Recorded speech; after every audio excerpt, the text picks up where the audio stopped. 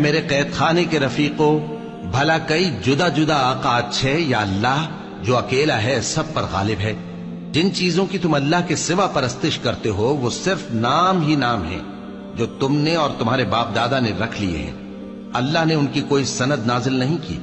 سن رکھو کہ اللہ کے سوا کسی کی حکومت نہیں ہے، اس نے ارشاد فرمایا ہے کہ اس کے سوا کسی کی عبادت نہ کرو، یہی سیدھا دین ہے، لیکن اکثر لوگ نہیں جانتے۔ اے میرے قید خانے کے رفیقو، تم میں سے ایک جو پہلا خواب بیان کرنے والا ہے وہ تو اپنے آقا کو شراب پلایا کرے گا، اور جو دوسرا ہے وہ سولی دیا جائے گا، اور پرندے اس کا سر نوچ کھائیں گے۔ جو بات تم مجھ سے پوچھتے تھے وہ فیصل ہو چکی ہے، اور ان دونوں میں سے جس کی نسبت یوسف نے خیال کیا کہ وہ رہائی پا جائے گا، اس سے کہا کہ اپنے آقا سے میرا ذکر بھی کر دینا۔ پھر شیطان نے اسے ان کا اپنے آقا سے ذکر کرنا بھلا دیا۔